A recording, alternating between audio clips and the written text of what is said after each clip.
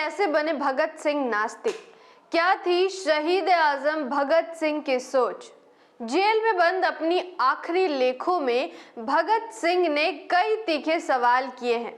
भगत सिंह एक पक्के नास्तिक थे। इसका सबूत उन्होंने अपनी पुस्तक मैं नास्तिक क्यों हूं में दी है। अपनी आखिरी पुस्तक में उन्होंने कई तर्क किए हैं। अगर आप भी भगत सिंह को अपना आदर्श मानते हैं तो उनकी कही गई बातें आपको जाननी चाहिए। बने रहिए हमारे साथ। मैं आकृति कुमारी और आप देख रहे हैं MBN न्यूज नेटवर्क। आज करोड़ों युवा शहीद आजम भगत सिंह को अपनी प्रेरणा मानते हैं, लेकिन अफसोस कि वे उनकी सोच व विचारों से आज भी अनजान हैं। आप भले ही अभी तक इनके विचारों से अनजान रहें, लेकिन अगर आप सही मायने में भगत सिंह को मानते हैं तो इस वीडियो के माध्यम से आपको उन्हें जानने का मौका मिला है। भगत सिंह अपनी पुस्तक मैं नास्तिक क्यों हूं में लिखते हैं, मेरा नास्तिकवाद कोई अभी हाल की उत्पत्ति नहीं थी। मैंने तो ईश्वर पर विश्वास करना तब छोड़ दिया था जब मैं एक अप्रसिद्ध नौजवान था। वे लिखते हैं, असहयोग आंदोलन के दिनों में राष्ट्रीय कॉलेज में प्रवेश लिया।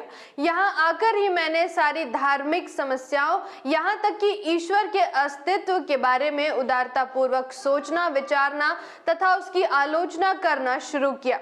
लेकिन ऐसा नहीं कि भगत सिंह बचपन से ही नास्तिक थे, उनकी भी ईश्वर पर निष्ठा थी। वे अपने कॉलेज के दिनों के बारे में लिखते हैं, उस समय तक मैं अपने लंबे बाल रखता था, लेकिन मुझे कभी भी सिख या अन्य धर्मों की पौराणिकता और सिद्धांतों में विश्वास न हो सका था, किंतु मेरी ईश्वर के अस्तित्व में दृढ़ निष्ठा थी।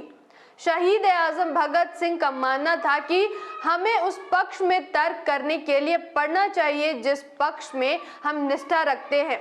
वे कहते हैं, विरोधियों द्वारा रखे गए तर्कों का सामना करने योग्य बनने के लिए अध्ययन करो। वे लिखते हैं, मैंने पढ़ना शुरू कर दिया, यथार्थवाद हमारा आधार बना। मुझे विश्व क्रांति के अनेक आदर्शों के बारे में पढ़ने का खूब मौका मिला। मैंने अराजकतावादी नेता बाकुनिन को पढ़ा, कुछ साम्यवाद के पिता मार्क्स को, किंतु अधिक लेनिन व अन्य लोगों को पढ़ा जो अपने देश में सफलतापूर्वक क्रांति लाए थे। ये सभी नास्तिक थे। वे लिखते हैं, 1926 के अंत तक मुझे बस इस बात का विश्वास हो गया कि एक सर्वशक्तिमान परमात्मा की बात, जिसने ब्राह्मण का सृजन, दिग्दर्शन और संचालन किया, एक कोरी बकवास है।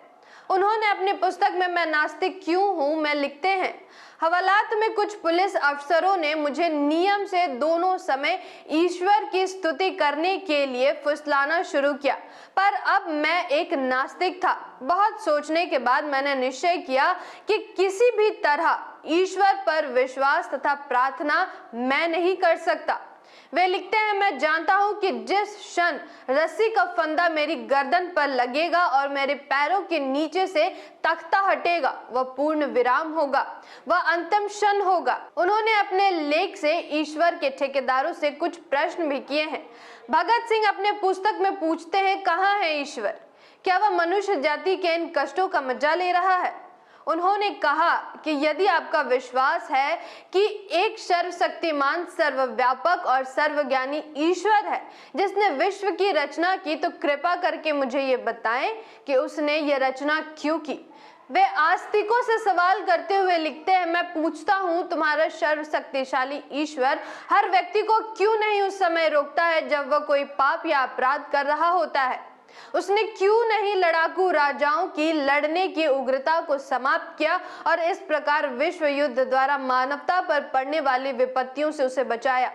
उसने अंग्रेजों के मस्तिष्क में भारत को मुक्त कर देने की भावना क्यों नहीं पैदा की?